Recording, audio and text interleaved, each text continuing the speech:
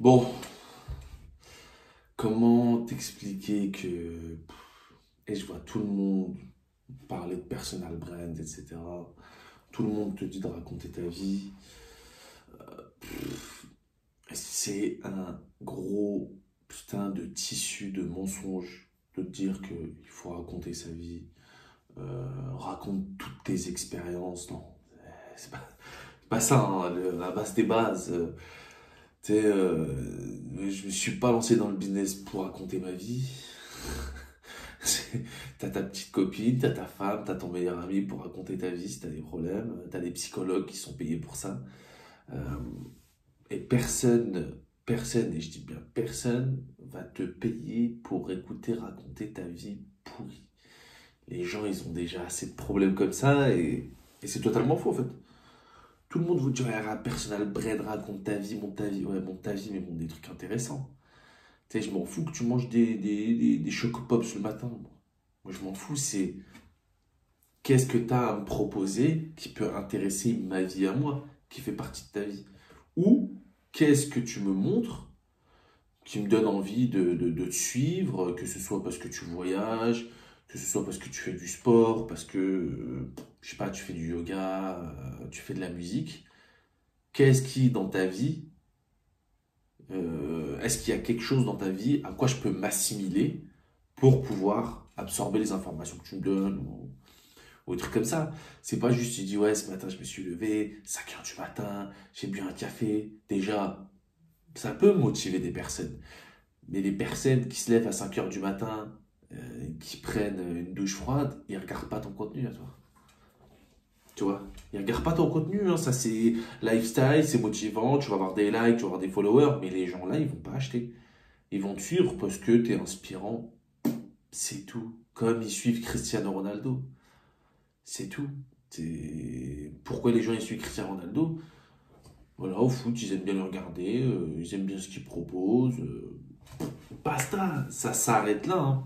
Et ça va pas du tout plus loin que ça. Et en réalité, on nous ment depuis le début. Les... Antoine Blanco, par exemple, n'a aucun système d'acquisition client s'il n'est pas dans un podcast. Il aurait jamais fait ce qu'il a fait à l'heure actuelle, et félicitations à lui, euh, s'il n'avait pas rencontré Yomi Denzel ou Sam Hamar et qui passerait pas dans le podcast sans permission. Et ça, c'est une réalité, que on veut l'entendre ou pas. T'analyses son tunnel de vente, il fait quasiment pas d'ads, le contenu qu'il produit, il raconte sa vie, ok, mais ça donne pas forcément envie d'acheter. Le mec, il te montre, il fait 400 000 par mois, 2 mois après, il descend, il fait 100 000 par mois, et après, il te dit qu'il monte plus de chiffres parce qu'il y a des haters. Mais les haters, ils sont à 400 000 par mois, hein. T'inquiète pas, quand tu descends à 100 000, les gens, ils sont contents que t'échoues. Et là, il prend une autre direction vers l'IA, etc. Et c'est horrible. Donc, il y a des gens qui vous disent de développer un personal brand, et j'en fais partie. Mais qu'est-ce qu'on développe dans un personal brand? Pour développer un personal brand, donc, hein, pour montrer sa tête, développer une image de marque avec sa personne, pour pouvoir vendre et proposer ses offres à une communauté ou à des gens, à notre cible, à qui on résout un problème. Donc ça va pas plus loin que ça, hein. Sauf que c'est pas je publie ma vie, je raconte un peu ma vie. Tu le fais, mais à hauteur de 10-20% de ton contenu. Le reste de ton contenu, ça doit être apporter de la valeur, résoudre un problème que ton audience cible a, que ton offre résout, et après vendre l'implémentation ou vendre le service que toi tu feras en done for you ou en done with you. Donc, arrêtez d'écouter les gens qui vous parlent de personal brand à tout va, qui vous disent que les clients ils viennent à toi tout seuls, mais le temps de travail, et c'est pas comme ça qu'on fait de l'argent. Si les gens ils créeraient juste du contenu, ils attendraient à eux que les clients viennent, les personnes les plus blindées, ce seraient les influenceurs de la team Nasdaq. Ils seraient tous blindés.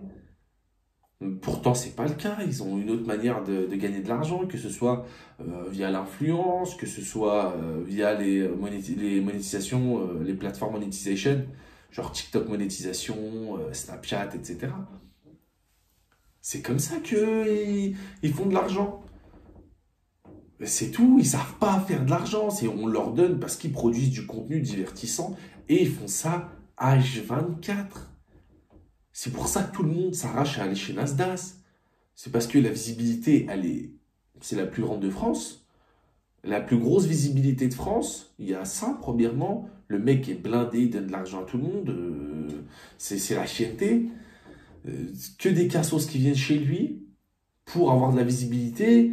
Et tu regardes les gens qui viennent dans la team Nasdaq, ils sont de moins en moins cons. Au début, il y avait vraiment les cassos de chez lui, Perpignan, etc. Voilà, le quartier le plus pauvre de France. Maintenant, il y a des mecs qui sont smart, ils viennent gratter pour faire de l'argent. Ok. Si tu as envie de faire partie de la team Nasdaq ou devenir un influenceur comme eux, vas-y. Mais fais pas chier le monde. Tu vois, vas-y, produis du contenu et va chercher tes collaborations avec des marques et prends tes 2-3 000 euros par mois à faire la pub pour un business de quelqu'un d'autre. Quand toi, tu vas lui faire une pub, lui, il va en manger 10 000, 20 000, 30 000. Tu vois? Alors que si toi, derrière, tu tiens un business, tu développes des vraies choses, tu ramènes de la qualité sur la table, tu ramènes des vraies choses sur la table. Mais pour ça, il faut des systèmes, il faut mettre en place des processus, des systèmes qui marchent, voilà, que ce soit avec moi ou que ce soit avec quelqu'un d'autre. Si tu vois quelqu'un, et j'en fais partie, et je parle de moi premièrement parce que je sais que ce que je fais, ça marche, ça a marché pour moi, ça marche pour les personnes que j'aide actuellement. On met en place un système, on l'applique, on génère des prospects, on génère des appels de vente et on vend. Et on améliore. Mais on ne crée pas juste une image de marque, la couleur, qu'est-ce que je vais mettre? Je m'en fous. Je te tourne cette vidéo, je l'ai allumée, je viens d'avoir l'idée, j'ai allumé ma caméra, j'ai branché mon micro, je te parle. J'ai mis une casquette, bon j'ai mon t-shirt, j'ai mis ma casquette parce que je suis chauve et que je suis pas rasé. Et c'est tout ce qu'il me faut. Il me faut quoi? Un montage, il n'y aura pas de montage sur la vidéo. À quoi ça sert? Ça c'est pour la fame, c'est pour les caméras. Quand tu veux des clients, quand tu veux faire de l'argent, soit tu investis dans un gros budget vidéo, etc. Comme le mec qui prend des bains glacés là tous les matins, qui a explosé sur les réseaux. Mais le budget vidéo qu'il a mis derrière, on parle en dizaines de milliers d'euros, voire plus d'une dizaine de milliers d'euros par mois. D'accord? Mais le mec, il est filmé H24, il fait ça tous les jours. Il se filme toute la journée et c'est pas lui qui filme, c'est un caméraman. Bref, ça coûte cher. Ça coûte cher, il y a très peu de personnes qui ont les moyens de faire ça. Et même les personnes qui ont les moyens de faire ça, ils le font pas. T'as compris? Par contre, les personnes qui n'ont pas les moyens de faire ça forcément, et t'as pas besoin de ça, t'as pas besoin de la dernière caméra, etc. Voilà, je te parle, je filme avec un iPhone 12. C'est suffisant, c'est en 4K. Tu veux quoi? Que je sorte une dernière caméra pour le dernier Fast and Furious? Qu'est-ce que tu t'en fous et qu'est-ce que je m'en fous, moi? Bon, le plus important, c'est ce que je vais te dire, c'est ce que je vais t'apprendre, c'est ce que je vais te montrer. C'est pas tout le reste, hein. Et ça, c'est faux. Donc, arrêtez de croire que développer un personal brand, c'est juste montrer son visage. Arrêtez de croire que développer un personal brand, c'est raconter sa vie à tout va. Raconte des choses qui sont intéressantes pour toi. Raconte des choses qui sont intéressantes pour les gens à qui tu t'adresses. Point. Si tu me dis, ouais, aujourd'hui, ouais, j'ai été là, à midi, j'ai mangé du bœuf, on a fait un barbecue en famille, c'est trop bien. Ouais, ok, cool, mais je m'en fous. Ouais, je m'en fous complètement. Je m'en fous complètement que tu aies mangé un barbecue à midi, j'en ai rien à foutre. Par contre, que tu me dises, ouais, à midi, j'ai mangé un barbecue, et quand j'étais en train de couper ma viande, je me suis dit, ouais, mais en fait, punaise, celui qui a créé un couteau spécial pour la viande, il a eu raison. Et là, tu me racontes quelque chose qui, de un, ça fait partie de ta vie, c'est une histoire, c'est du storytelling, comme ils aiment bien employer ce mot-là à tout va, c'est du storytelling, donc tu racontes ta vie, d'accord?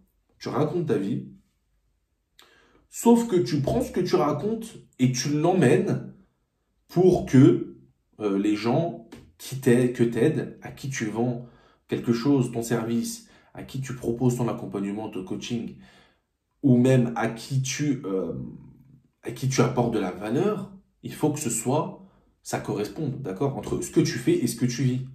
Tu viens à un barbecue, etc. Ok, d'accord. Tu manges un barbecue et tout, super cool. Par contre, là, je sais pas, coach sportif, bam, parle du régime carnivore.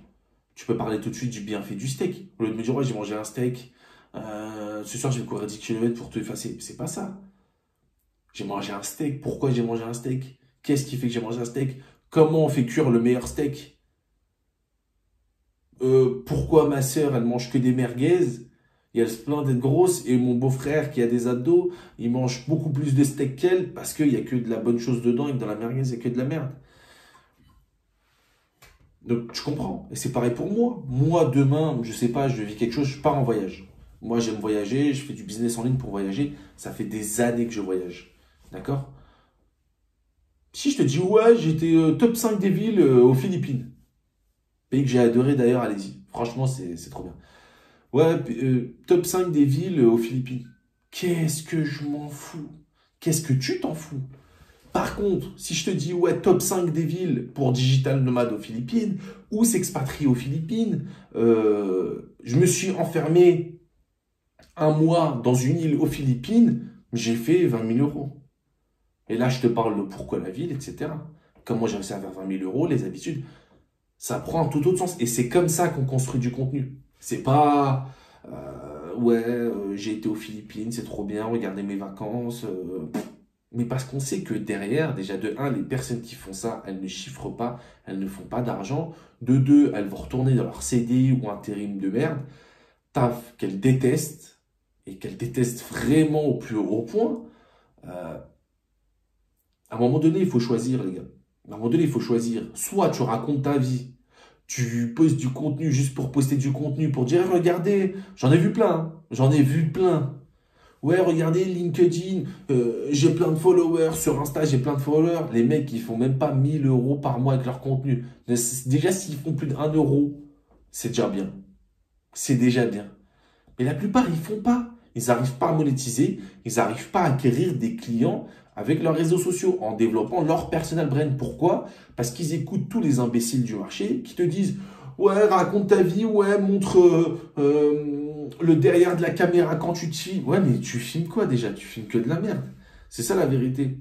T'apportes aucune plus-value au marché avec ta personne. Tu vois? Réfléchis 2 secondes et remets-toi en question, honnêtement. Ouais, quand tu développes des choses sur le marché, est-ce que tu développes clairement, est-ce que tu apportes de la valeur à la société? Est-ce que tu apportes de la valeur aux gens à qui tu parles? Ou est-ce que juste tu montes ta vie, tu fais le beau? Est-ce que juste tu montes ta vie et tu as envie que les gens ils t'envient? Tu as envie de faire croire que tu es la personne que tu n'es absolument pas? Tu filmes tout d'un coup un week-end pour que la semaine, quand tu travailles, personne te crame. D'accord? Déjà, il n'y a aucune honte à avoir un CDI. Il n'y a aucune honte à aller travailler en intérim. J'ai travaillé dans l'isolation pendant des années. Euh, Ça m'a réussi. Dieu merci. Et j'en suis fier. Sinon, à aucun moment, j'aurais une reconnaissance de ça. Mais il n'y a pas de honte. Parlez de votre travail. Montrez votre travail toute la journée. Moi, demain, je suis coach sportif et à côté, je suis plombier. Vas-y, je monte après mon taf de plombier, je fais ça. Et regardez, ouais, faire du curl biceps. Ouais, ça a coupé. C'est parce que je fais trop de vidéos, j'apporte trop de valeur, je me fais trop de vidéos, donc euh, j'ai plus de place dans mon téléphone. Bref, je vais conclure pour pas vous casser la tête. Là, il y a du lourd qui arrive. Donc, ceux qui veulent avoir un personal branding qui ressemble vraiment à un personal brand de quelqu'un qui fait du business, qui reflète ton business et ce que tu apportes, la valeur que tu apportes et ce que tu as envie qu'on pense de toi réellement, c'est-à-dire quelqu'un qui réussit, quelqu'un qui fait de l'argent, quelqu'un qui apporte de la valeur, quelqu'un qu'on veut suivre, quelqu'un à qui on veut ressembler, et pas juste quelqu'un qu'on regarde ou qu'on envie et qu'on jalouse. Dans tous les cas, ça y en aura. Et si tu as envie d'avoir des clients tous les mois, d'accord, et d'arrêter de te faire payer juste 100, 200 euros, mais que tu as envie de commencer à avoir des offres et à apporter de la valeur, de la vraie valeur, 1000, 2000, 3000 euros et plus sur le marché, n'hésite pas à follow et à t'abonner à la chaîne, d'accord? Un petit like, ça fait plaisir. Et n'oublie pas, un personal brand, c'est pas raconter sa vie. Par contre, développer un personal brand, c'est acquérir des clients, sinon ça sert à rien. Donc voilà. Alors abonne-toi encore une fois. Et puis si jamais tu cherches à avoir des clients, que tu es coach, consultant, freelance, que tu vends de la formation, bref, que tu développes ta personal brand et que tu montes ta grosse tête sur Internet là, abonne-toi. Je vais envoyer de la patate et j'envoie des vidéos YouTube. Toutes les semaines, tous les 2 3 jours, j'envoie de la vidéo YouTube. Donc, valeur gratuite, on apporte de la valeur. Et puis, je vous laisse kiffer. Et puis, à bientôt. Ciao, ciao.